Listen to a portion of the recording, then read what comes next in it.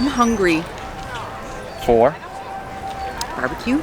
barbecue. You know what that means? What does it mean? It means the Regal Eagle Smokehouse Barbecue at EPCOT. Yum. Yum. Let's go.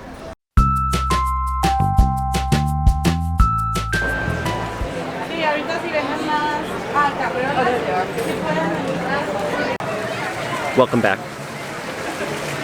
EPCOT, the Regal Eagle? You have to think about it every time because you want to say Regal Beagle. I want to say the Regal Beagle, which is a bar from a 1970s sitcom. Right. So it's the Regal Eagle Smokehouse. Yes. Barbecue and craft beer here at EPCOT in the America Adventure. And we have a few drinks. Cheers.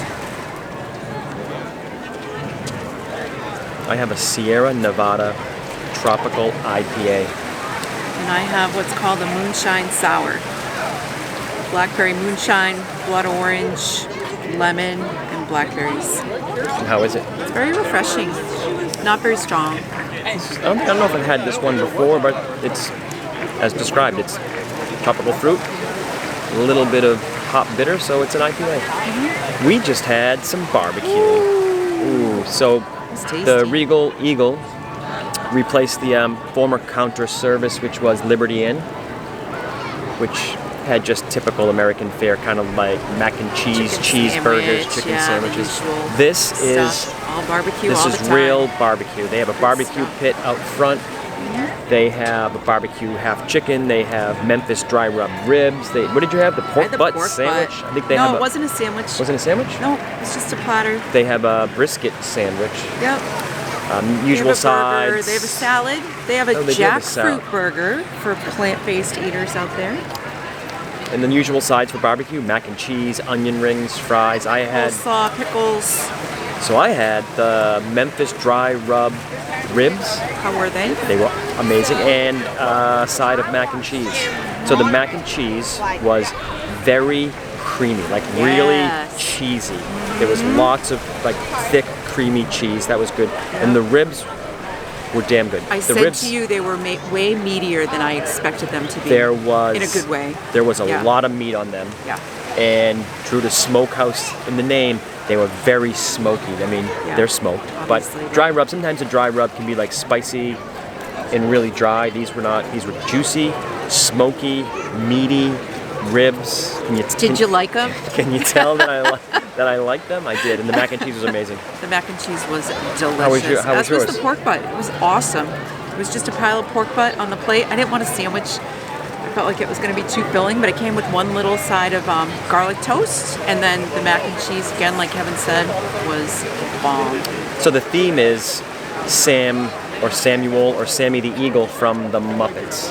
Yeah. That's what it's based on, which his character is the overly patriotic character from the Muppets, kind of thought of as pompous. He's the one that's always complaining that the entertainment or the skits or the musical acts that they do are always too lowbrow. Like there's not enough like dignity in the act. Remembering back to the Muppet 3D. He's that guy. Studios, yeah. And the theme is kind of, I think he's like sponsoring a cook-off, like a competition barbecue. So that's the theme. So inside is themed like there's like things on the wall that represent like I think awards from like from like a cook-off, a barbecue cook-off. Yep. All big like red, white, and blue banners strung up on the ceiling, and it's very America in there.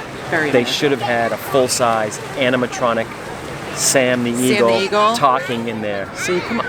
That'd be a little bit much. Disney. No, I think that's exactly what they need in there. Yeah, it needs to be an Imagineer.